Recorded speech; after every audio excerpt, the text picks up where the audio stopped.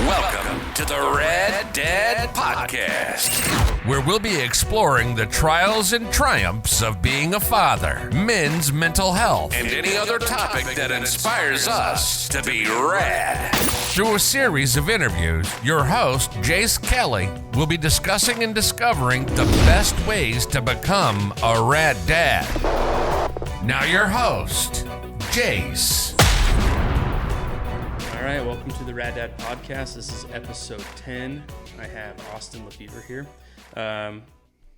We have, I guess you could call it mutual friends. You're in my father-in-law's neighborhood. You live there, but yeah, just a couple doors down. We've kind of crossed paths a few times, and then we crossed paths in the gym last week and had some good conversation. And the whole time you're talking, I'm like, dude, you got to stop talking because we got to discuss this on the podcast. But it was a good conversation. And a few days later, here we are. I'm glad you're able to make it on. Appreciate you inviting me. Since I don't really know anything about you, let's start from the beginning. Where'd you grow up? And tell me a little bit about your childhood, and we'll go from there. Started out in Arizona. I was born in Arizona. Then my dad became a firefighter in Las Vegas when I was like 3 years old. So we ended up moving to Vegas. And that's where I grew up.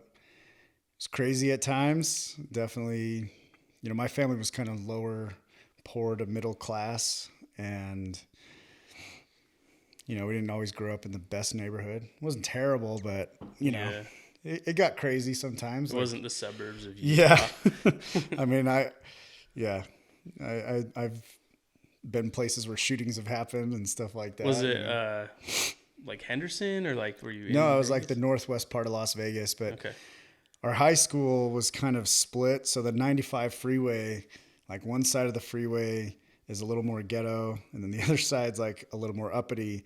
And so we were great at sports. Like we had a, kind of good, diverse school, but it got crazy at times. We couldn't wear red or blue because of Bloods and Crips, and I was the minority at my school. And, it was cool. Like I loved it. I never noticed anything different until I came to Utah. And then I was like, oh, this is way different. Yeah. So anyway, after high school, I served a church mission in Croatia, former Yugoslavia. It was awesome. Absolutely loved it. And then when I got home, met my wife 6 days later. And we dated for about 7 weeks and got engaged. Yeah, it was super quick. Kind of funny though, we grew up 10 minutes from each other our whole lives, never met. Really? Never met. She dated some of my friends. I dated some of hers. We never met. Did you meet in Utah? No, it was in Vegas. Okay. Yeah. What's crazy too is we even went to the same summer camp. It was a week-long summer camp in Santa Barbara, California. We went the same time. Her roommate took a picture with me because she thought I was like cute or whatever. And so then here we meet, like 4 years later when I'm coming home. I'm, 21 years old or 20 years old. And it was crazy. That timeline is so crazy to people outside of Utah. I mean, in Utah, we hear it, people coming off their mission and getting married really quick. Do you ever look back and you're like, man, we were so young and dumb? All the time. Yeah. I mean, there's been times where I thought, oh my gosh, I got lucky. This could have been a total shit show. Sorry, crap shit. I don't care. I just like, it could have been really bad. And, I married this woman and she's just incredible. Absolutely incredible. I mean, I don't know. I used to look at people who would say things like, oh, my wife gets prettier and prettier every day, or she just becomes more incredible every day. And I honestly didn't understand when I was young and immature. But as I've gotten older and really seen my wife become like her best self, and she's still progressing into, I don't know. Like, I know we haven't really gotten into a lot of the story, but this last year has literally been the best year of my life. Best year of my life. Like and it's also been the hardest.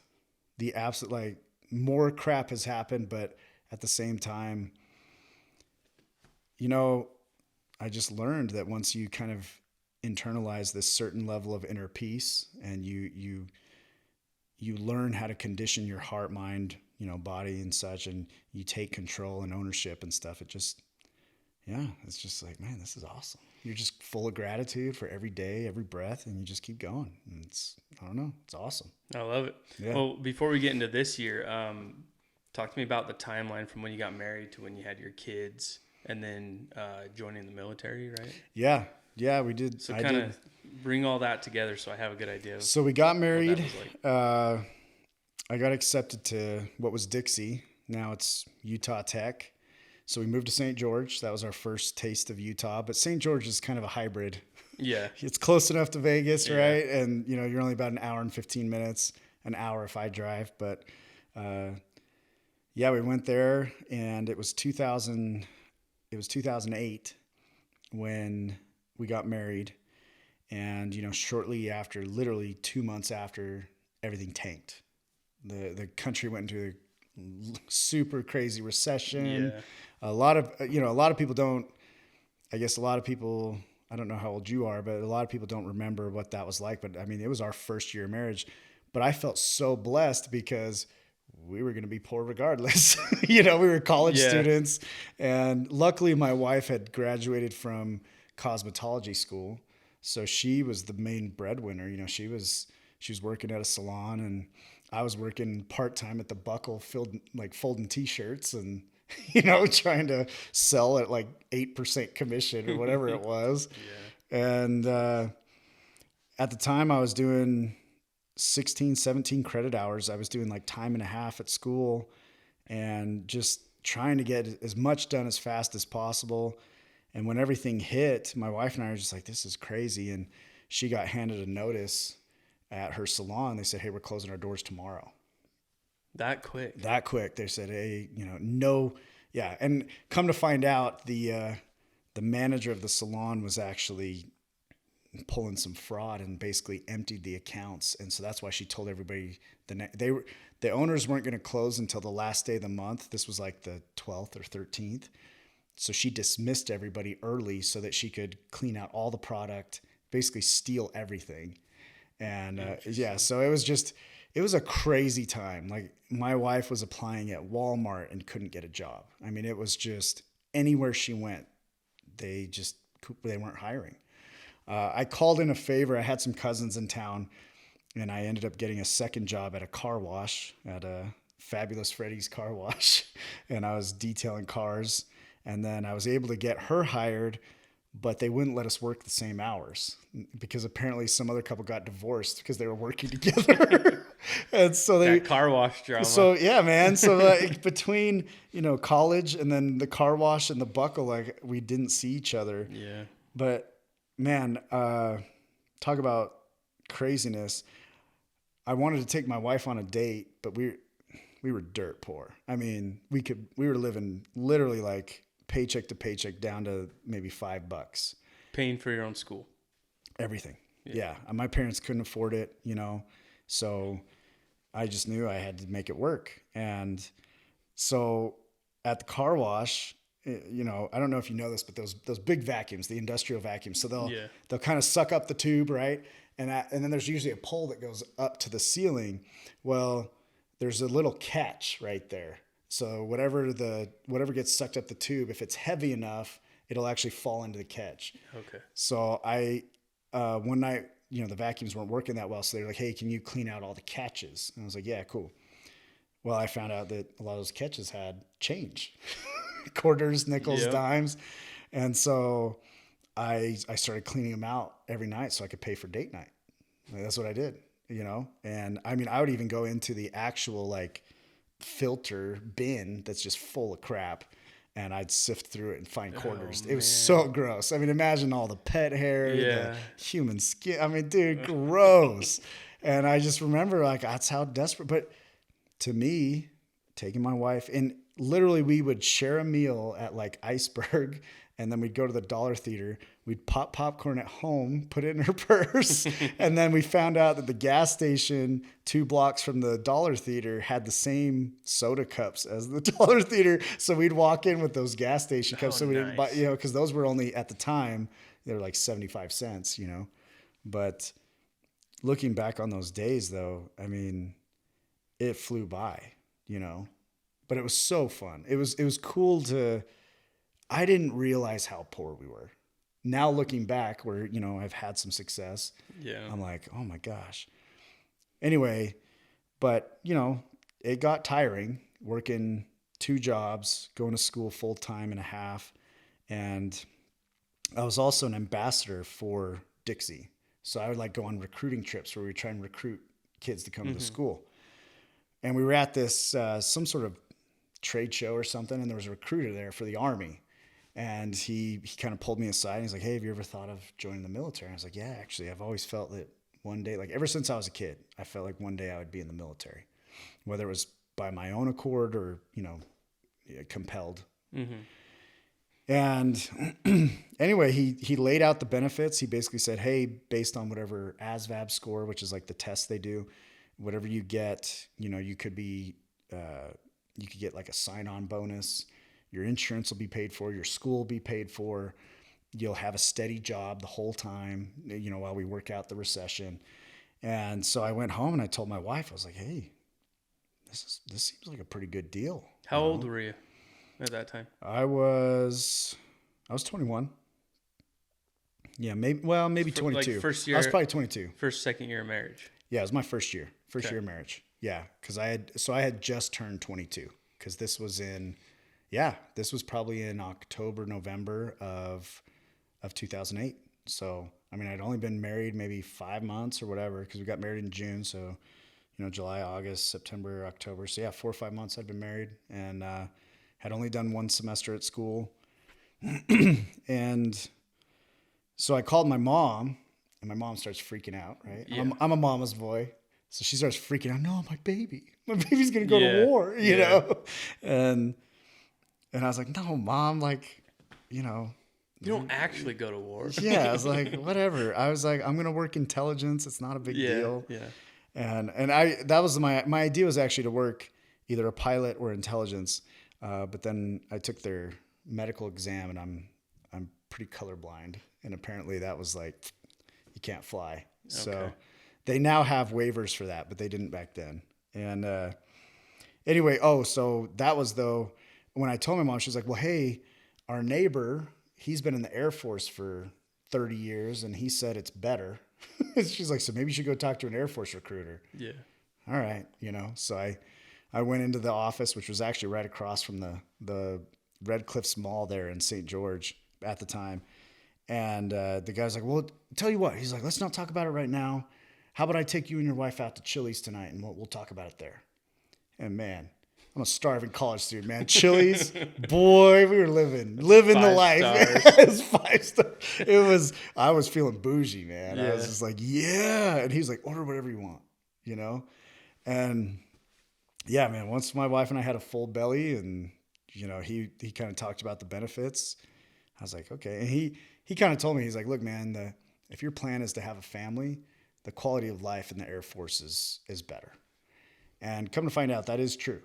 I mean, among the services, I feel like the Air Force is mostly catered to families.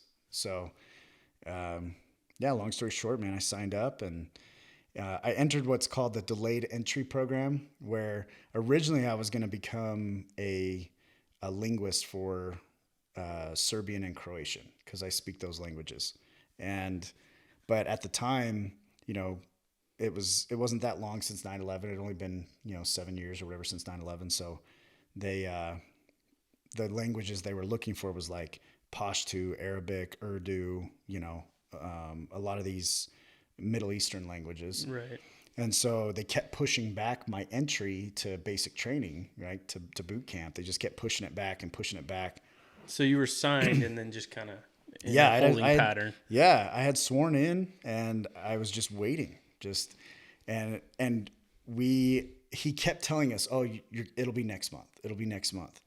And finally, we got to June, and I just said, "Look, man."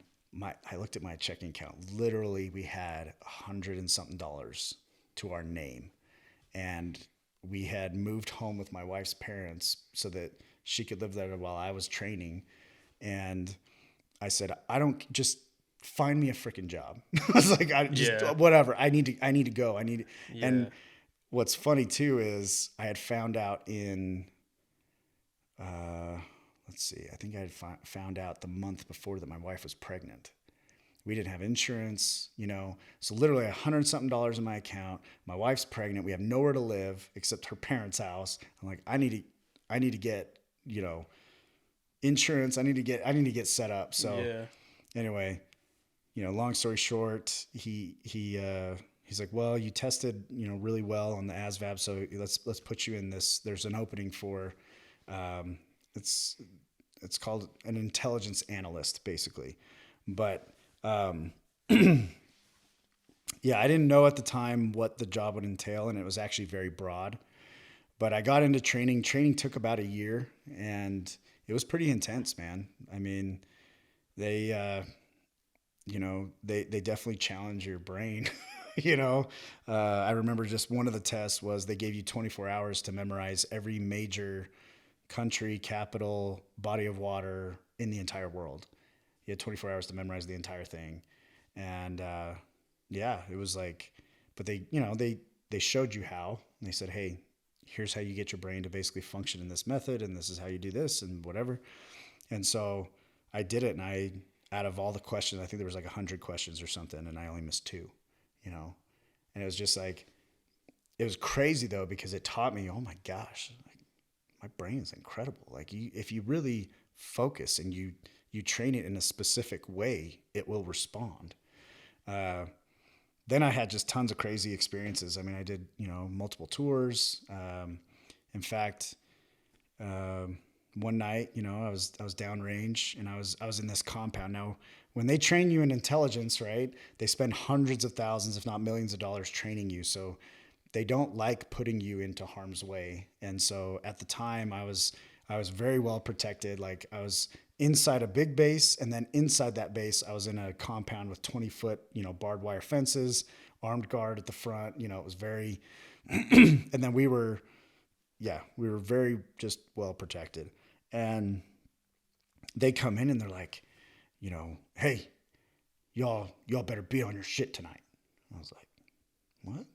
Like, he never says that. Like, why is he saying that? And because we were performing all kinds of missions all over the Middle East. And most of my job was in a supportive role where we were basically, whether it was through drones or, troop movements, terrorist movements, like we did a lot of different things, but basically our job was to make sure that no one was going to ambush the mission, that nothing, horrible was going to happen. And anyway, we're sitting there and, we complete the mission. Basically the mission was to go neutralize or take out this bad guy, and the crew that was in the support, the asset that was flying over the mission supporting and whatever, they came back. They're like, we got him. And I was like, we got who? And they're like, we got Bin Laden. I was like, that's the mission? That was the target? Like, I didn't even know who the target was. The only people who knew were the 2 SEAL teams, the president, and like 4 of his advisors. That was it. Nobody else knew. So you were supporting. I had no idea that was the target. Just do your job. Yeah, I was like, oh, it's another night. We're going after Abu bad guy, whatever. Yeah. And I know that probably sounds like really, I don't know, heartless, but it's like you do kind of get to a point where you're like, okay, this is what we do. Yeah. And anyway. Yeah, so I come to find out I was supporting that mission, and I got like a medal, and wow. Yeah, I was just like, oh, thanks. I didn't even know that's what we were going after, But you get to a point where you just do your job. You just do your job. You're trained and you do your job. So yeah, I spent another about 7 years working intelligence. I worked multiple missions, some in the Middle East, some. I worked a Chinese mission for a while, and as well as counter drug. We did that for about 2 years. And so, were you military full time for that time period? Or? Part of it, I was full time, and then I was part time. Because I actually tried to go to medical school, and I did that for about a year, and I was doing, 60 hours at school, 40 hours of work, and then trying to do military stuff on the weekends and then do multiple weeks during the summer and stuff. So it got a little crazy. And my wife at one point, we went on a date and we got ice cream and I was like, hey, this will be our life for the next 12 years. Cause I was my idea was to become like a orthopedic surgeon. Okay. And, so you do your undergrad, then medical school, then you go through your residency, and then you got specialty, right? So it's like, that's heavy. So I said to her, I was like, I'll be done when our daughter's graduating high school. I was like, oh my God. You'd still be in it right now. I would still be in it right now. I would still have 6 years left. Oh my gosh. Yeah. So I'm not a fan of college, man. I dropped out. Yeah, I dropped out. It's funny though, in that moment, and this is a turning point in my life that I cannot thank her enough. She basically said to me, she's like, I'm pretty sure we'll get a divorce.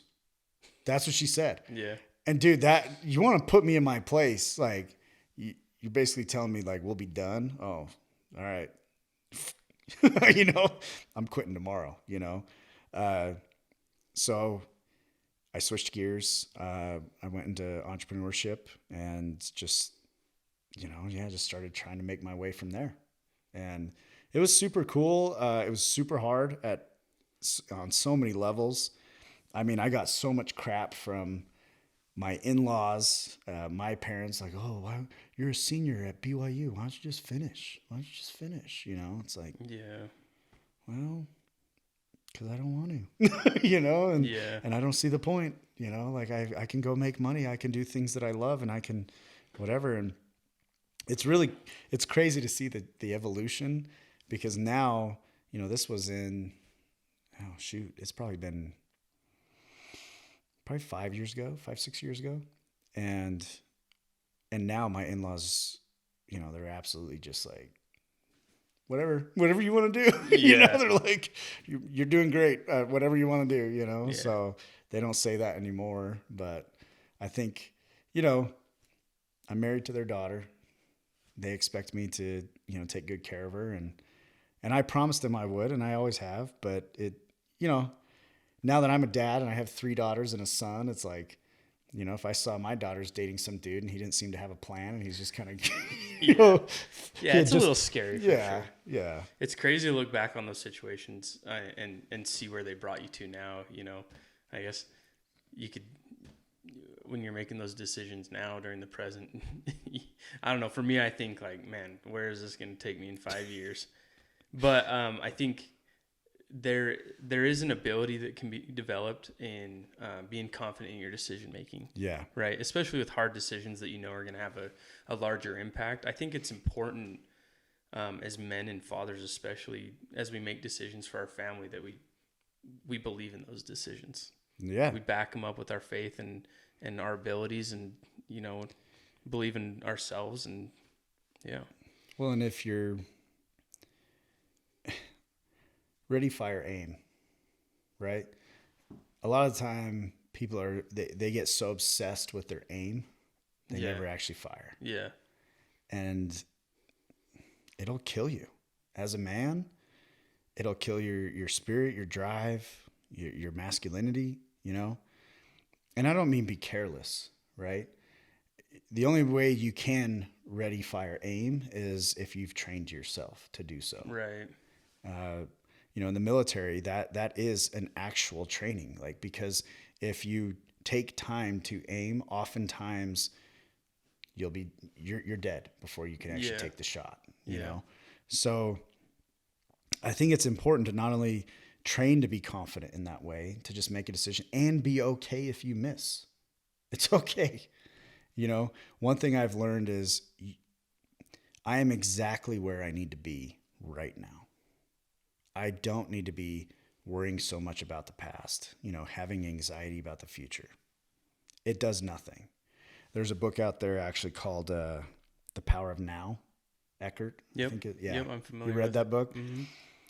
That book changed me, because the idea, he's like, look, the past and the future, they don't even exist except right now in your mind. That's it. And when I thought about that, I was like, oh my gosh, how much of my present life am I allowing to be taken over by something that's actually not reality? Yeah.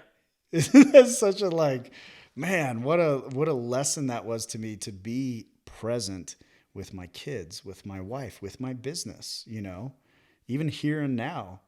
I'm here and now, and I'm just grateful. I'm like, how much had to happen in the expanse of the universe, you know, from the beginning of time to get me to this point where I am an intelligent living organism sitting here talking to him. You know, it's like billions upon trillions of reactions had to happen. Yeah.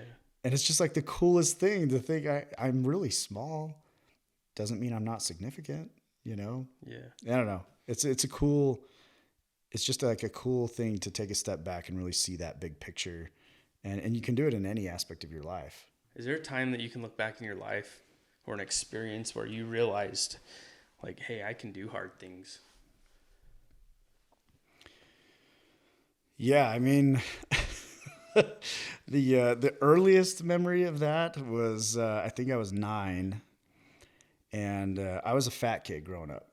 My brother was always the best behaved, regular size. He was artistic. He was an incredible artist, you know, sketch artist. And I just remember in many ways I was super jealous, right? I looked up to him though, right? He was, you know, he's my older brother. I wanted to be like him. Yeah. And he wasn't afraid of anything, man. I was afraid of everything. When I was a kid, I mean, we had these, you know, we'd ride bikes, okay? Back then, you didn't have all the things you have now as far as electronics. And growing up in Vegas, we grew up in an area where we had open desert, so we'd build like jumps and you know, whatever, go hunt for lizards and stuff. And my brother, man, every time we did jumps, like he never even gave it a second thought. Me, I analyzed every bad thing that could happen. And every time I tried it, I would wreck, okay? My brother and I both played baseball. And he was pretty good. I was really good too, you know, even for my size. Like in many ways, I was better than my brother, even though he was 2 years older than me. And at one point, I got like moved up in the league, the little league. So even though I was 9, I was playing with 11, 12-year-olds on their team. And my dad, you know, they always made the fat kid the catcher. Okay. But I hated being hit by the ball.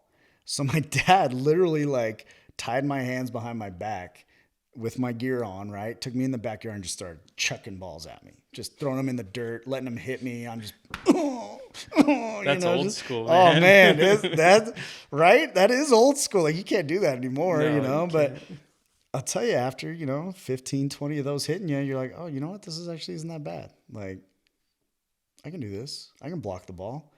And then I started leaning into it, right? And then it was easier. And then it didn't even hurt as much because it was hitting off meat, you know. But if you're like, you know, you start to knock the wind out of you or something.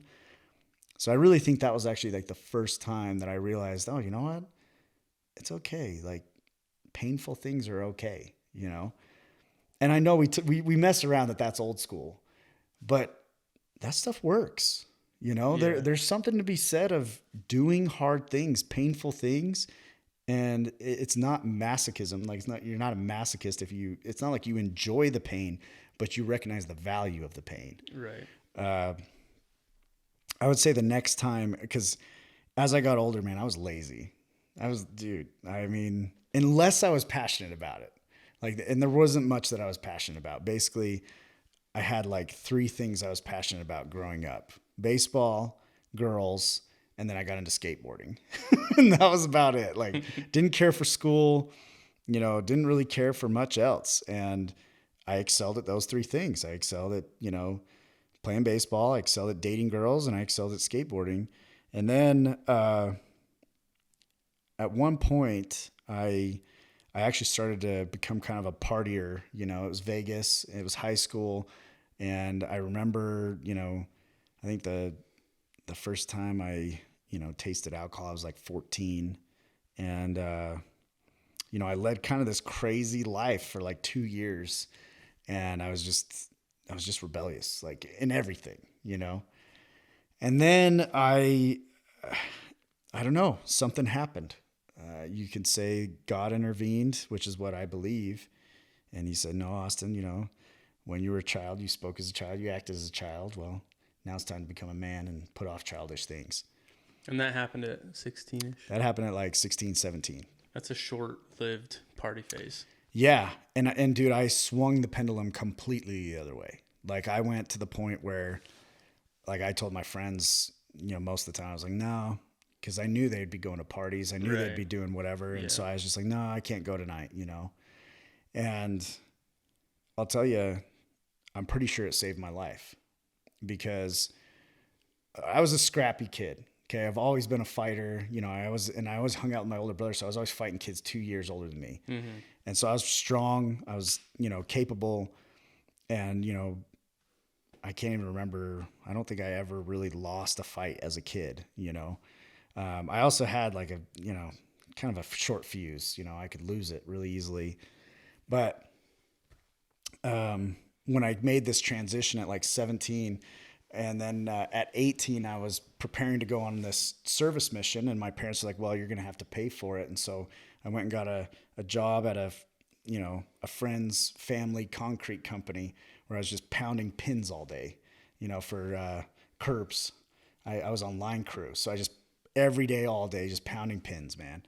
Well, my buddy, my best friend, he calls me up and he's like, hey, you should come to this party with us. And I was like, man, you know, I don't do that stuff anymore. And he's like, dude, you don't have to like, you can just come hang out. I was like, I'd rather not though, you know? And I'm like, all right, fine, we'll do something else. And I was like, okay, cool. So I went out with them. Within an hour, we ended up at a party, right? And I remember just thinking to myself, like, oh my gosh, this is so dumb. You know, it's just all these stupid drunk kids that have no idea what they're doing and, you know, whatever. And I was just like counting down the minutes till the cops got called because it always happens. And, well, all of a sudden a fight breaks out at this party between girls, actually. And so then some guys get involved because his girlfriend's getting beat up or whatever. So then another guy gets involved, and then it becomes like a school rivalry because there's like 3 different schools at this party. And long story short, like one of them was from my school. And so obviously I was like, well, these are my friends. I got to go out there. So we all go out into the street, and it just turned into this brawl, like an all out brawl. And no joke, it was probably like 80 dudes in the like street, just wailing on each other, like stomping each other in the ground. I mean, like in a neighborhood? In a neighborhood. Yeah. Wow. Wild. Well, we got away, you know, the cops came and the next weekend, I think it was a Thursday night. No, it was a Sunday night. That's right. It was a Sunday night. And my buddy calls me. He's like, hey, dude, we're meeting up with those guys who beat up our friend at the party, and we're gonna fight him again, you know? And I'm like, what? Like, you guys are planning a fight, you know? And I'm like, come on, Austin, like, you're one of the best fighters, blah, blah, you know, you gotta come with us, you know, you need to support it, you know? And I'm like, dude, I got work at 4 a.m. tomorrow. I was like, I'm not going. I'm sorry, dude. It's Sunday.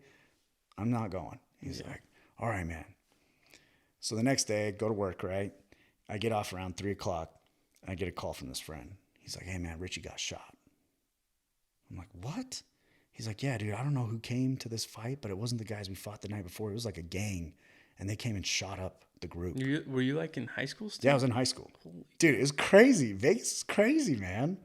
Like, people don't know, like, back then, there was some just wild stuff that happened. And anyway, yeah, so my friend was like, man, maybe there's something to this, you not doing this life. And I was like, yeah, man, people freaking getting shot, you know? And then, you know, it was like a year and a half later, I entered the mission field, or I was at the MTC, and I got a letter from one of my friends that they were at a party, and one of my other buddies got in a fight with somebody. So he went out in the, like, you know, in the street, slit the dude's tires. The dude found out, pulled a gun out, shot him 4 times in the chest, killed him. Wow. I was like, over what? Over what? And that's where I realized, like, man, I hit some point where I was like, yes, I was very childish, but I recognized God's hand in saying, Austin, like, there's a point. Like, you need to make your choice now, who you're going to be. And it's not that. And, I've always, from then on, I think, I even watched, my brother, he had a lot of struggles with, like, drugs and alcohol and stuff like that. And it was just really hard for him to get out because he stayed in that party scene. The moment I made my, like, U-turn, right? I have to give some credit, part of it was I had this huge crush on this, like, goody girl. Like, dude, she was like, I mean, never even had kissed a boy kind of goody girl. And I remember thinking, man, that girl's never going to date me if I'm participating in all these shenanigans, and that was a big, not only, so it wasn't just God, like, they say the flirt to convert, dude, that stuff's real. I don't care. It helped me, and it's not always a bad thing, Yeah. but people like to make it seem like it's a huge joke. And I'm like, no, it can be actually a really positive thing. The girl had a good influence on me because she chose to live a certain standard. And I knew that my standard of living wasn't going to match up with hers. But if I wanted it to, I had to make changes. So I did, People get what they want. They really do. And it makes me laugh when people act like they don't get what they want. No, you're exactly where you are because that's where you want to be. Yeah. You make the choices to be right where you are. Yeah. So anyway. Interesting.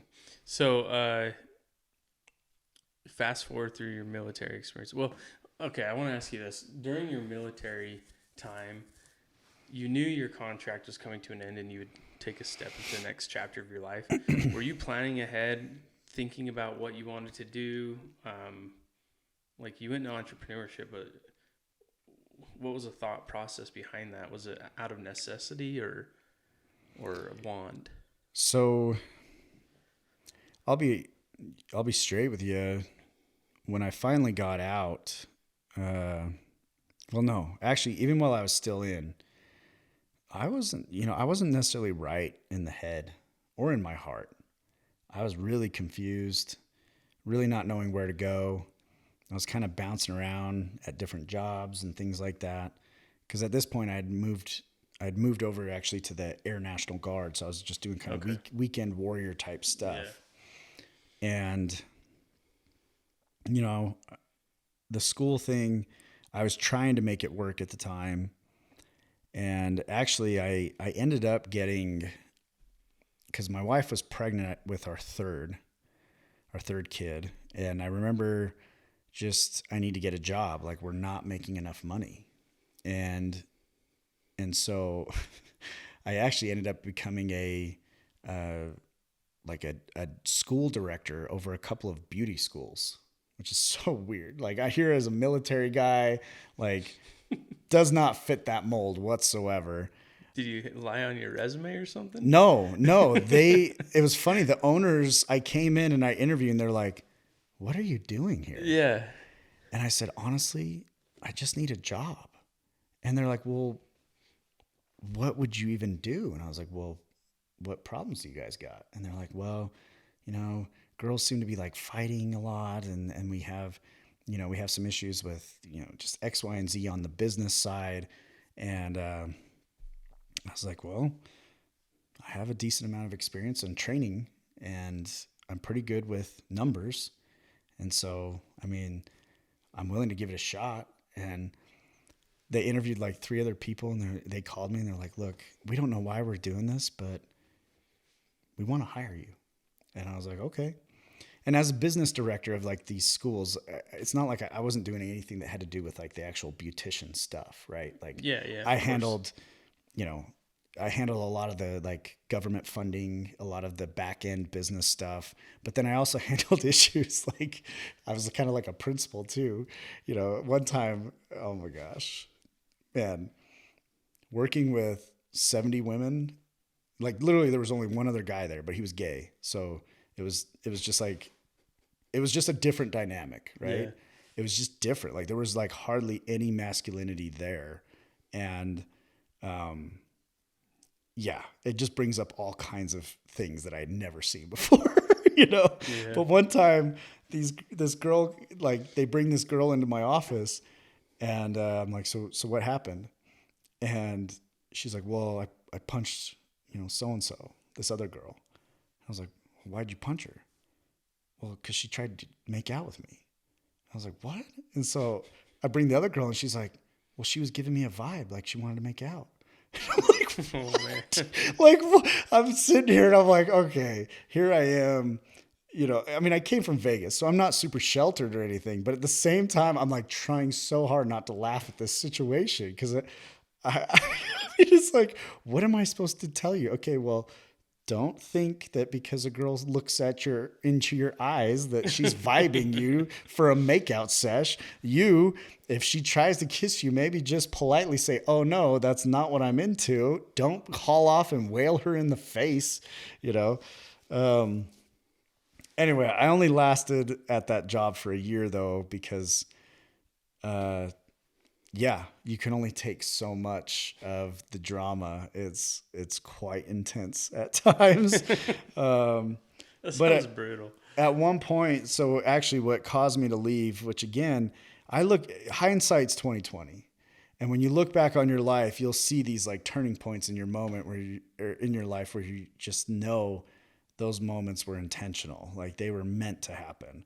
And, some people might be like, oh, whatever. You're just making meaning out of nothing. Sure. Believe what you want to believe. I'm cool with it. So one day we had this event planned for this beauty school to recruit more high school girls, right, to come enroll. And they were at staff meeting. And since I'm, director of business, I'm the one that I'm also kind of director of operations. So I'm the one that just follows up, makes sure everybody's doing what tasks they were assigned. Yeah. Well, we're in staff meeting. The owners are giving out different assignments for this event that we're going to hold. And one of the assignments was to get a group of graduated students to kind of do like a peer review. And they assigned it to one of the owners because, she knew all the students. So they were like, hey, you'd be good to reach out to these people because you know them. Well, 3 days later, I get a call from the owner, and she was from Beverly Hills, California. So, different, I don't know if you've ever met people from there, but they're a little different. And she says to me, she's like, hey, have you contacted all the students for the peer review group? And I said, no. According to the staff meeting notes, that was your assignment, but I can call them if you would like. Ugh, whatever. She hung up. I was like, okay. I was like, I wasn't being rude or anything. I was just, So once a week we would have a meeting, just me and the owners. And I get there and I can tell this one owner is just like on edge with me, And so they start the meeting and she's like, okay, I just need to get something off my chest. If I tell you to do something, you need to not argue with me. And I was like, what? And she's like, well, like, I feel like you just take notes to try and find things that I'm doing wrong. I was like, what are you talking about? She's like, the other day I called you about the peer review group and you said it was my job. And I was like, well, yeah, because in staff meeting that was assigned to you. She's like, see, the notes, you just use them to look for things that I'm doing. I'm like, and she's like, you know what? You just need to shut up and do your damn job. Literal words out of her mouth. And I just sat there and then I looked down and I started taking notes. I like literally wrote the sentence that she had said because I was just, me being cheeky kind of. And dude, the next day I was like, you know what? F it. And I turned in my resignation. I was like, here's my 2 weeks. And they're like, what? And I was like, sorry, I can't work under this condition. And I didn't tell my wife. I didn't have any backup plan. She was pregnant with number 3. We had no money, and here I am freaking out. But going back to this idea of like turning points in your life. So it's night number 2 after I've quit or put in my 2 weeks. And I wake up it's like midnight. And immediately I just have this impression, voice, whatever, saying, get downstairs, send your resume out to everyone. Okay. So I do it. I get out of bed, get on the computer, go on KSL, just start sending my resume out to like all these jobs. I don't even know what half of them are. I'm just sending it out. Next day I get a call, and it's this guy, James. He's like, hey, I got your resume. So what makes you want to work at Brand Makers? I'm like, I was like, all right, man, I gotta be straight. I don't even know what Brand Makers is. And he's like, what? I was like, well, yeah. I was like, I don't know. I kind of had this thought that I needed to send my resume out to as many places as possible. And he's like, dude, I posted that job right around midnight and you sent your resume at like 12:07. Crazy, right? It's just like, and he's like, he's like, I just want to talk to you. He's like, it says here that you worked intelligence. He's like, tell me about that. And I was like, well, I'd like to tell you about it, but then I'd have to kill you. You know, he's just messing with him, you know? And he starts laughing. He's like, oh man. And, at the end of the interview, he's like, all right, man, I got one question for you. And this is the most important question. I was like, okay. He says, are you a douchebag? And I just was like so caught off guard. I started laughing. I was like, man, I sure hope not. He's like, no. He's like, I know you're not. But he's like, I just like to throw that out there because this is a sales position. And that's kind of how salesmen get labeled a lot. And I want you to know that's our number one rule. Don't be a douchebag. And when he said that, I was like, man, I want to work for this guy. Like, this guy is like, he's down to earth. He's chill. He seems to like get it, you know? And he hired me, you know? And when I got hired, I told my wife, I was like, hey, I quit my job, but I got a new one. And she was like, You what? told her at the same time. She was like, what? You know? She was not happy about that. So I don't recommend that to Especially anybody. being pregnant. Yeah, dude. So the emotions were like all-time high, hormones and stuff. Yeah. Like I said, man, wild. Just life is just, you ever see the movie Dan in Real Life? Mm-hmm. Yeah. I love the ending of that movie because he's like, instead of telling our children to plan, let's tell them plan to be surprised. Right? Like, Ain't that the truth? yeah. Because, man, my life has not turned out anything like what I thought it would be when I was a kid.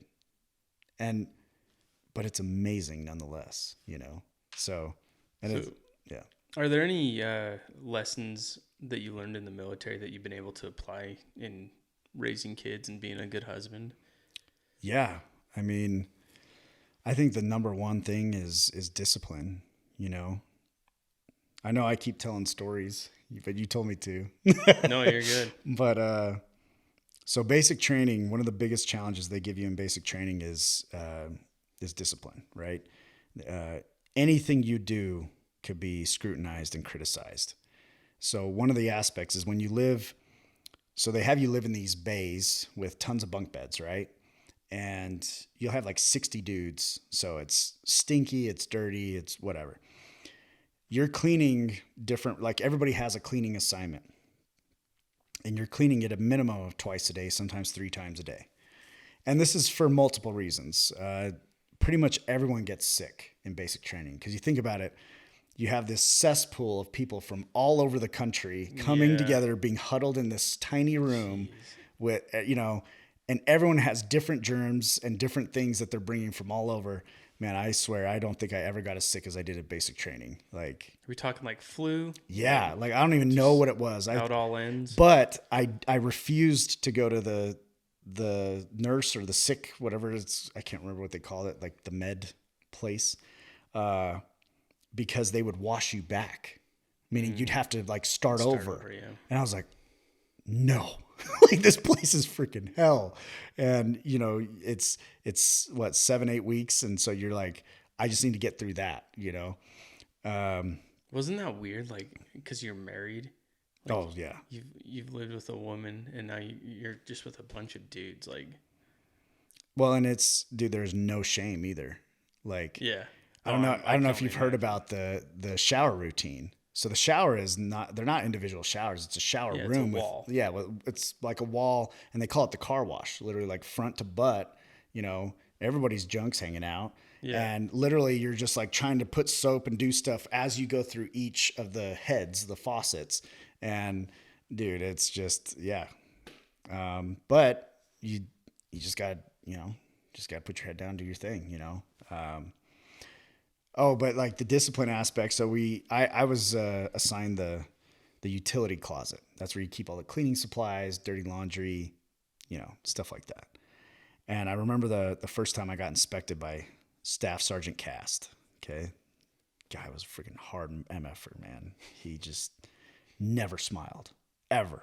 Like, unless he was like laughing like evil, right? Like, unless he like got you laughing on something. you. Yeah. Just laughing at you.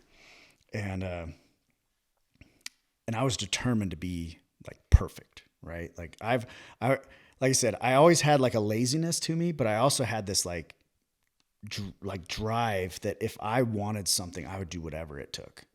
And so he came in the first inspection, man, he tore me apart. I mean, he's like, these hangers aren't 2 fingers spaced, you know, because we had hangers and they had to be 2 fingers spaced between every hanger. And then, dude, he grabbed the brush that they scrub toilets with, which this is so gross. But he grabbed it and he pulls the bristles down and he flips them 1 row up at a time. And then he sees like a hair, like a pube, like, dude. And he's like, what the is that? What is that? Just starts screaming at me over this hair that's in the brush. And he's like, you're not doing your job. Just like going nuts. And I'm like, what the crap? And so, dude. So I over the weeks, I became paranoid and obsessed with cleaning this as perfect as possible, just trying to get it to where like he couldn't find anything. So after about 2 weeks, man, I was so good at it, right? At least I thought. He comes in and he's looking around, can't find anything. All of a sudden, he pulls a flashlight out of his pocket, turns the light off, sets the flashlight on the floor, and starts just turning it slowly until you can see lint pieces sticking off the floor in the light of the flashlight. Oh my. Starts screaming at me, man. I'm like, what? And dude, like, you can't win. Like, it's an unwinnable game, you know? So I started mopping, lint rolling with the tape lint roller, mop, lint roll, until I got a flashlight and I would look. Couldn't find anything, right? So he comes back, comes to do the inspection. This is like a couple days later. And I'm like, I got him. Son of, you know, like dude, it's like war now, you know? And he's trying so hard. He can't find something wrong. And he's getting pissed. Like, he's getting mad about it. And we had 2. You always had 2 drill sergeants, you know, and they'd switch off. Like, some would sleep there at night and whatever. So the other one comes in, and I'm like, he was usually more laid back. Like, he was more of a goofy, like, not as intense as Cast. And he pulls out a white glove. I'm like, oh man.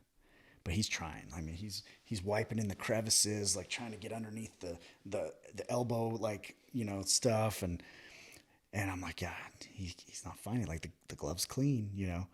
All of a sudden, he's looking under the sink. And I even wiped down the pipes, everything that was under the sink, you know. And there's an elbow with a space, you know, literally it's about that, you know, 1/4 inch maybe. He takes the very tip of his pinky finger, and there's dirt on it. Oh, man. I was ready to knock him out. I was so mad. I was like, how did you find that, you know? Yeah. So what they do is they basically beat you and break you down mentally and physically as much as possible for about 5 weeks. And they do it through these types of exercises where, like, you're so paranoid that no matter what you do, it's wrong. And I remember they then take you to their obstacle course where they have you have like a 40-pound backpack or rucksack or whatever, and you're in your full, you know, ABUs, your full uniform with your boots and everything, and they have you run or jog to the obstacle course, which is about 2.5 miles. And dude, this is Texas it's Texas in like August. So it's freaking hot. Yeah. And humid too. Yeah, and humid. So you run that to the course. They let you drop the bag, but then the course itself, I think, is like 3 miles long. and every whatever has an obstacle. So you have to run from every obstacle to the next one. Like if you stop, they'll make you start over, So you do that. The original Spartan race. Pretty much. Yeah. So you do that, pick up your pack, and they have you run back to base. So, I mean, by the time you're done, you've done like 7-8 miles, dead heat, full uniform. Yeah, I mean, you're freaking exhausted. Yeah. Earlier you're talking about like hard things. I can't, dude, multiple times I was like, I think I'm going to die. Like, I'm so freaking hot. I'm exhausted. And they sit you down in that moment and they just start praising you. They start telling you like, you know what you just did? You know how hard that is? You know what you just accomplished? You need to see it. You need to envision it. All of a sudden, from that moment on, they just start building you up to the point where your confidence is just like sky high. Like you get to a point where you're just like, I'm a freaking machine, and then you go into the training, for your specialty and stuff. But I always, I didn't understand when I first got there why they were just, freaking out over the smallest details until you actually get into the job and you realize, man, the small details are where people die. And one time when I was on deployment, they were going in to kick down a door, and either neutralize or take somebody out. And the interpreter, somebody came out, and the way he interpreted it was, there are kids inside, don't shoot them with guns. But what they actually said was, there's kids inside with guns that will shoot. And so the first 2 guys that went in got, popped off. And, it's like small details. They matter. Yeah. And so I try to teach my kids that, like, although it's not like life or death, details do matter, pay attention. And if you can get really good at being detail oriented, even if it's just with one thing, that will translate in so many aspects of your life, and, I look at my oldest daughter and, 80, I firmly believe this. I don't have the stats probably to back this up, but I would say that 80% of what kids learn is from what they see you do. It's not from what you tell them. And, a lot of us, I think, grew up in a generation where we were just told what to do all the time, but not necessarily shown. And I think that's why so many of us now, though, we crave that. Like, we don't want to hear someone just talk about it. We want to actually have someone show us, or we want to go do it, So as far as translating from military to like family life, there are a lot of challenges with it, but there's definitely benefits that you probably wouldn't experience anywhere else. Yeah, that's awesome. Well, let's get into this last 12 to 18 months. Talk to me about it. It's been your highest highs and your lowest lows. Yep. Yeah. I mean, I would say it's probably been the last 3 years if I were to really backtrack fully. But, when I left the military, I had to kind of rediscover who I was a little bit, I got hired at Brand Makers, and when I got hired there, I kind of made this goal for myself. Well, I guess I should back up a little bit. They run it kind of like a law firm. So when if you kill it at a law firm, they'll make you a partner, right? That's kind of the goal of most lawyers, is they want to become a partner in a law firm. So at Brand Makers, if you bring in a certain book of business, as well as, show different leadership qualities and such, they'll offer you partnership. They'll actually let you buy into the company and own part of it. And so the threshold that they set was $1 million. You had to sell $1 million on your own. Total, or like in a time span? In a year. Okay. So every year it starts over. And it's hard to do. I mean, promo is very lucrative, but dude, I would say close to 80% of the companies out there don't even sell $1 million a year. And that's company wide. And he says, as a rep, you need to be able to sell $1 million. And at the time, I think there was 5 guys that were selling $1 million a year or more, and they were all partners. Most of them had been there from the beginning. So I called them the originals. Right? Yeah. But I became obsessed with this goal. Okay.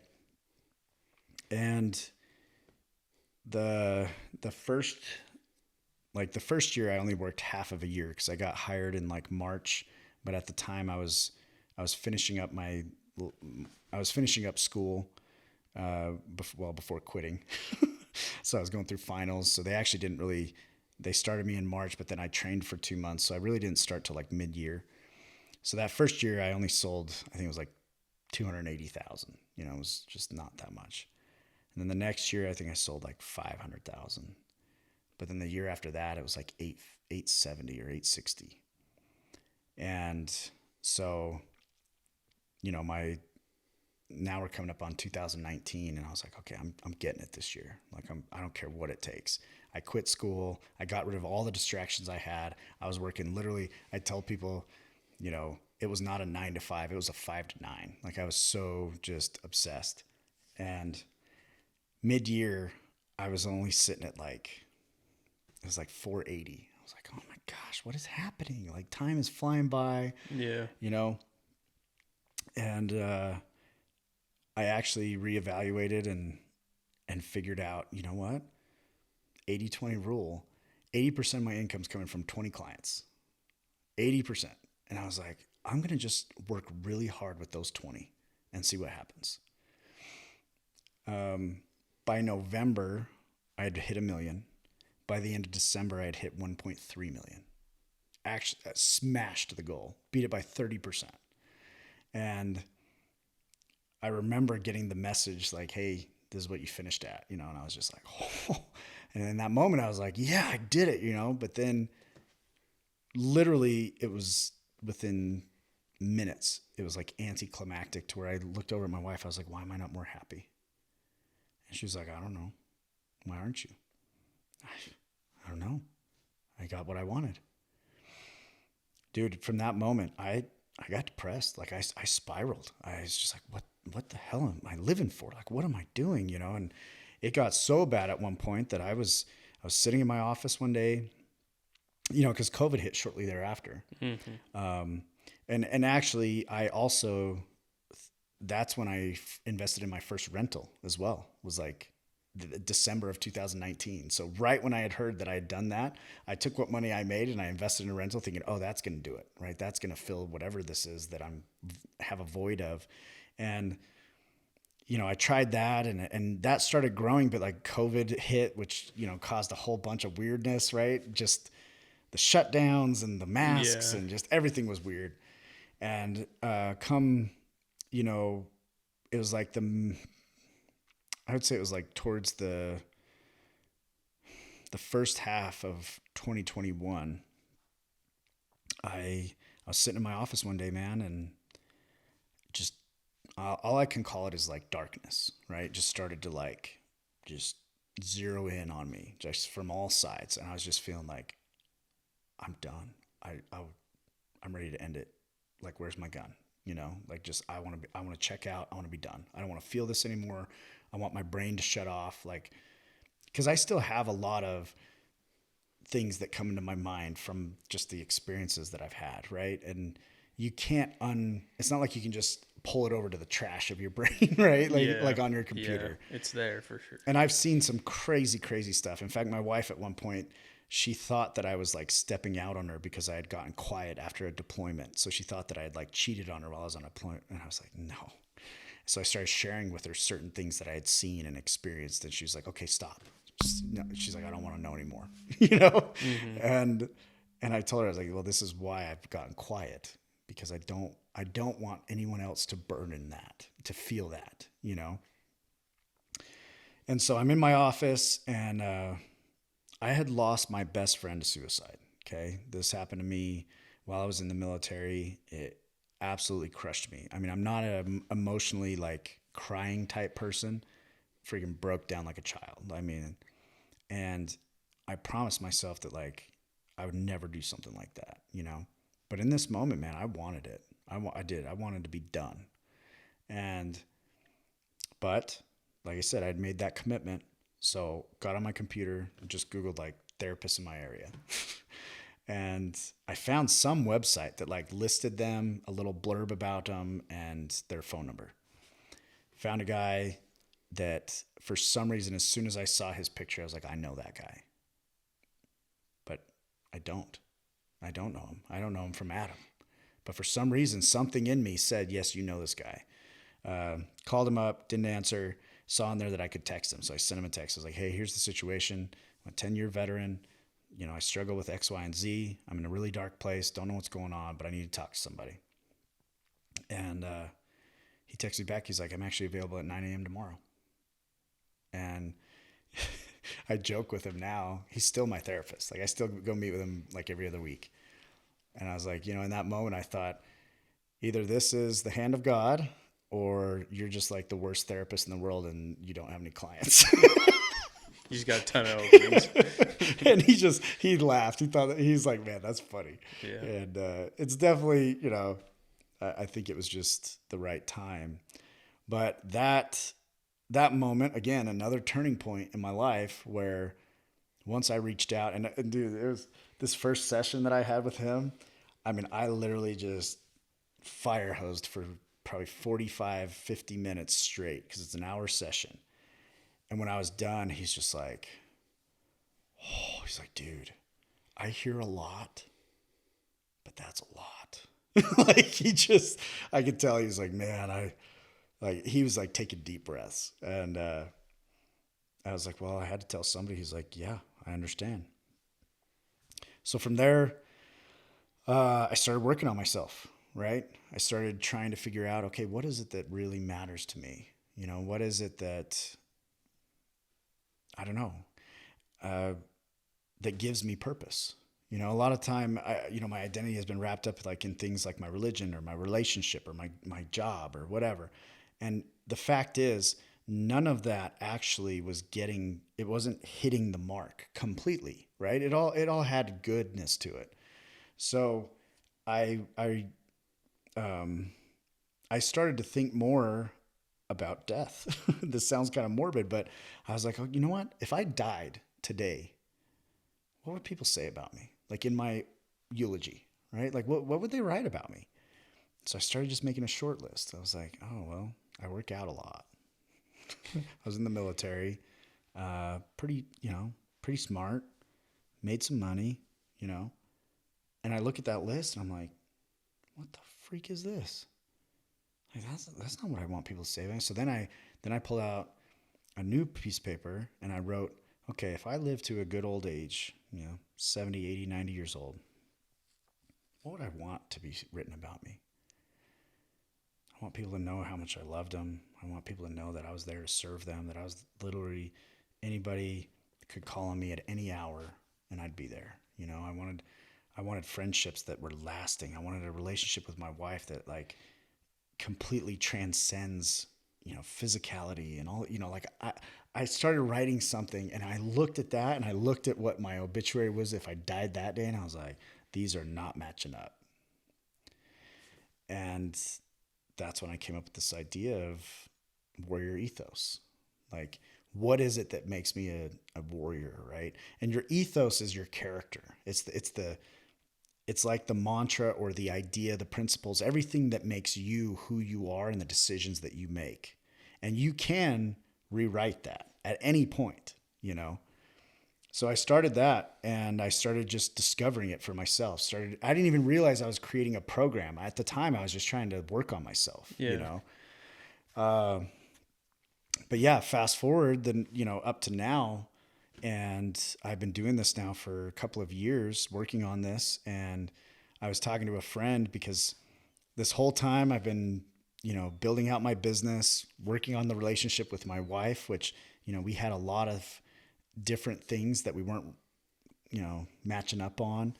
And we worked together on it. And basically I just started to kind of figure it out, And I was telling a friend about it. I was like, hey, this is what I did over the last couple of years. He was actually really interested in my rental company because he was like, hey, how many rentals do you have now? I was like, well, we're renting like 22 units a night. And he's like, how much cash are you like bringing in a month? I was like, I don't know. Last month was like 84,000. He was like, what? He's like, that was 1 month? I was like, yeah. He's like, dude, you need to start teaching people this. Like, you need to teach people how to do this. And I was like, no, man, like who am I going to teach? And he's like, bro, tons of people want to know how to do it. And I was like, well, I'm not like an expert. He's like, to hell you're not. He's like, dude, you built 22 units in 2.5 years. Who else has done that? And you own all of them? I was like, yeah. He's like, dude. And so he kind of pushed me. He was like, hey, he's like, I will be, because that's kind of what he does, is he builds courses for people. And so he's like, man, I've never wanted to partner on a course before. You're the first one. And he said, I will partner with you and I will be 50 feet. Like I will take this to the level, you know? So he convinced me to do it, man. And so we launched the course. The first class launched about 6 weeks ago, and we're going to be closing up on Thursday. All the segments have been recorded each week, and they'll be, you know, all future students will be able to go at their own pace. And then I'm going to just keep building out more detail, more, you know, hacks, tricks. But basically, I took my military training, my personal experience, and my business savvy, and I just turned it into a program. So it basically consists of heart of a warrior. You know, if you don't have a pure heart, one that's like guarded against the enemies that are trying to destroy it, you're going to have a lot of problems. 2 is your mind. If it's not disciplined and controlled, you're not going to be able to take action and execute, right? And then it's your body. Well, if you don't have a fit, healthy body, it's very difficult to, you know, function and get stuff done.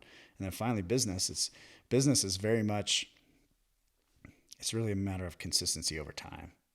Like, I don't care what business you're in. I have a buddy who's bounced around from business to business, always saying like, oh, well, I'm just not happy. So I'm going to go over here and find it. And it's like, you know, consistency over time, water the grass you're standing on. Once you've got it to grow on its own, it's become pretty self-reliant, then you can move on, you know? But yeah, that's what my program I teach. And it's been awesome, man. I mean, all 4 of my 5 students are in the process of acquiring or building properties that they're going to rent out. And we've only been doing it for 6 weeks. So I love that whole story of you finding your purpose. It's so awesome, and it gets me super excited. What advice do you have towards young men, young fathers that are maybe lost or don't quite have a purpose or an identity? What steps can they take? What are the first steps that they need to take? I mean, you really got to work on personal inventory, self-reflection. It's an art, and it takes practice. It's not something you're born with. You need to be willing to recognize that you have problems. I don't care who you are, and look at them and be honest about them, right? When things are put into light, they lose their power, right? Like the darkness of them, I guess, if you will. Yeah. So put them out there. You know, I remember I used to have such a fear of sharing things with my wife about my darkness. And I'll tell you this, the moment I shared with her, we got so much closer. And I felt so much more alive, so much more secure in my relationship. And then she shared with me. She shared with me stuff that she had never shared with anybody. And then, you know what? She was terrified to do it, and it made me love her more. And so I think men, our natural inclination is to tough it out. Right? To close it off, shut it down, you know? Stop. It's not worth it. You know, eventually that's going to eat you away. Yeah. I think there's so many distractions in today's world too. It's so easy to, if you're having those dark feelings, it's so easy to just hop on your phone or turn the TV on or, you know, go to the gym, which, you know, there are things that can be healthy, but that self-reflection, like you said, it is an art. And it can be scary at first, but where it leads to is so much more important. Yeah. Well, it's me versus me, you know.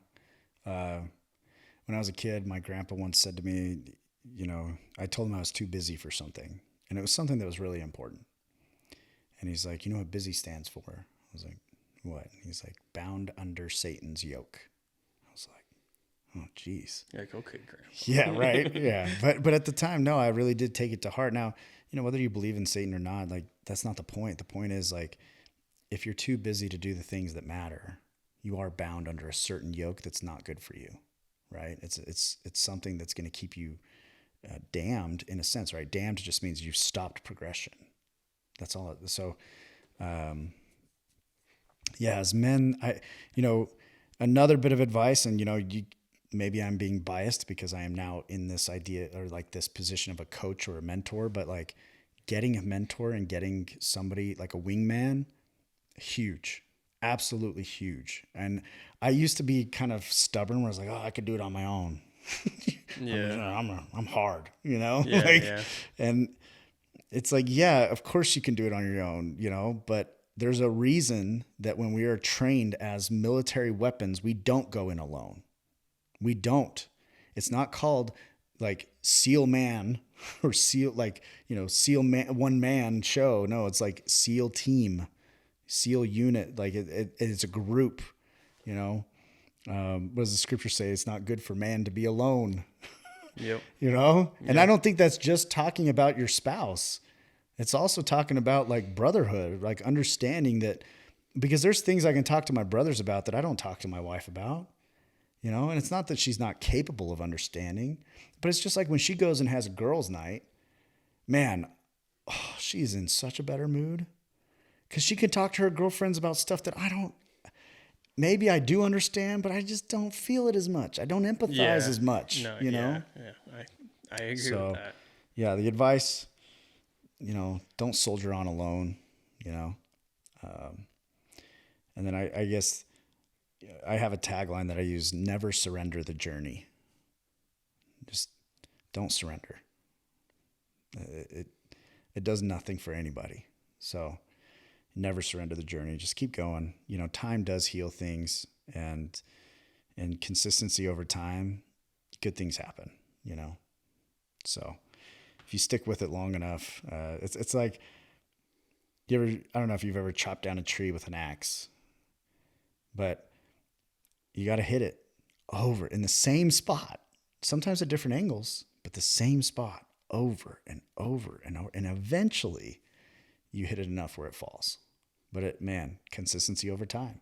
If you try and hit that trunk, in every different spot imaginable, same amount of times, it's not going to do anything. It'll have a couple scratches, but it's not going to, that tree's not going to move. Yeah.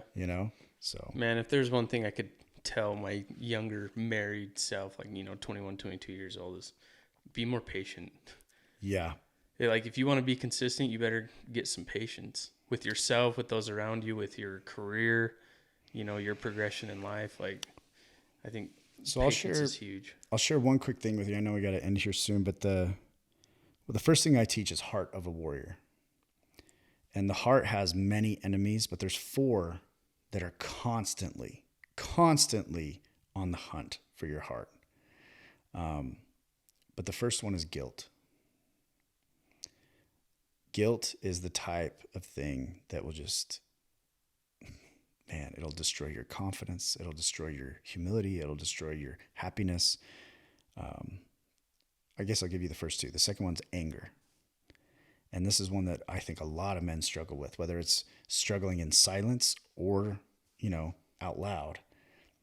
And in my program, I kind of talk about how all these enemies are a form of a debt relationship. Okay. So if you feel guilt, right? If you said something rude to your wife, like, oh, hey, you look fat in those jeans or something, something stupid. Why do you feel guilty? Well, because you took something from her. You took her confidence. You took a piece of her trust in you, right? So you're in debt because you took something from her.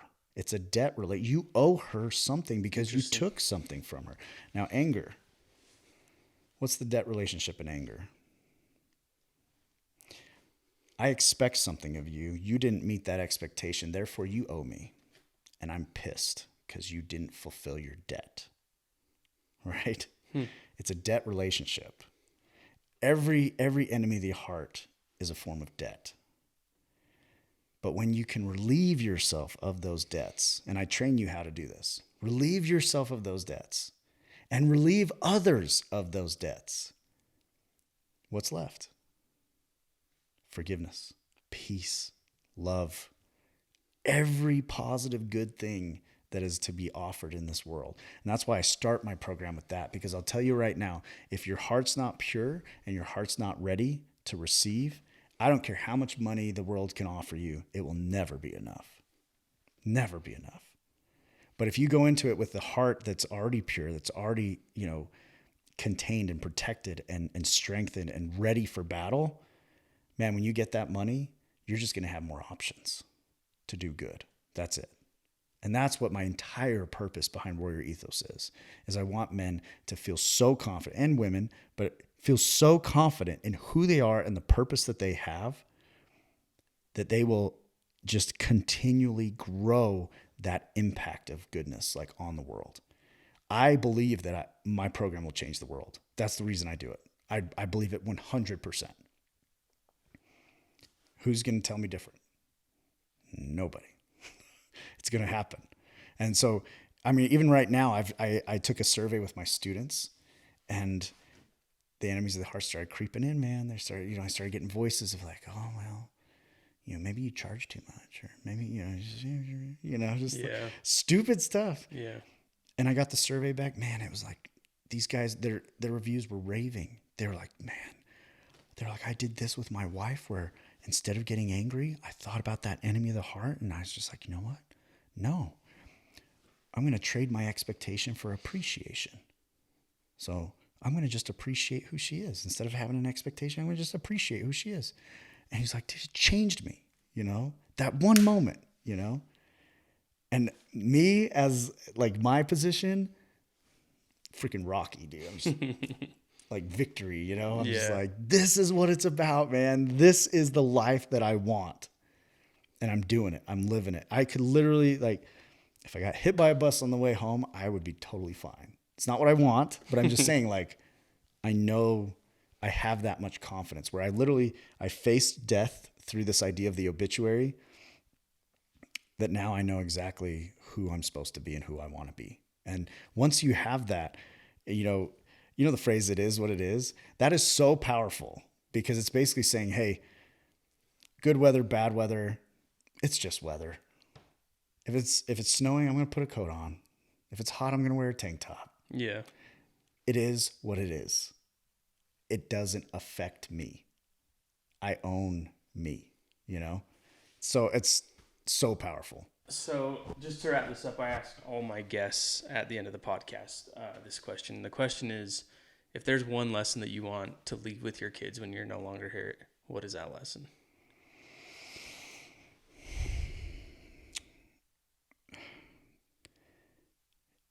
The things that matter most can't be bought.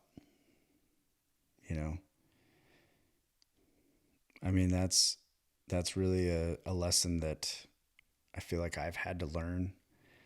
People who grow up without money, you view money as a solution to most of your problems, right? Mm-hmm. If you grow up with money, you see money as the cause of most of your problems. It's so funny how that happens, right? And I want my kids to know, like, you can't buy, pure love in a relationship. You can't buy, like the precious moments, like the limited time that you have. Like, you can't buy more time. The things that matter most, they're not free, but they don't cost money. Again, I think that's why with my program, I 2/3 of the program, or even close to 75-80% of the program, has nothing to do with money or business. Even though that's what I get probably 99% of my people recruited to my program for, I try to give them the idea and the perspective that you really won't even be able to enjoy the money if you don't do this other foundational internal stuff. That makes sense. And for my kids, I used to get angry when they would like make mistakes. It's just stupid now. Now that I look back, I'm like, oh my gosh, what a moron I was, right? So the other day, my kids were fighting, and I was like, okay, how do I do this? Like, how do I get them to stop? And so I was like, all right, you in front of this mirror, you in front of this mirror. You're going to smile for 3 minutes straight. Just smile at yourself. Dude, within seconds, they're just laughing their heads off, right? And what did that teach me is the power of joy and laughter can overcome so much, right? And it does not cost money. It's a matter of concentration. It's a matter of just understanding the tools we have available that, in my opinion, God has provided us. And they're all there. It's just a matter of us not getting distracted, recognizing through a lot of self, introspection, and just practicing. Just practice, So then the next time they fought, I had them face each other and smile. And if either of them stopped smiling, they had to start over. And dude, it was like, so now my kids, it's like, don't make us smile at each other, but at the same time, they like laugh about it. Like it puts them in a good mood. Yeah. So I guess my advice and the thing I would want to leave with my kids is like, nothing that matters in this world can be purchased. But it does have to be earned. So awesome.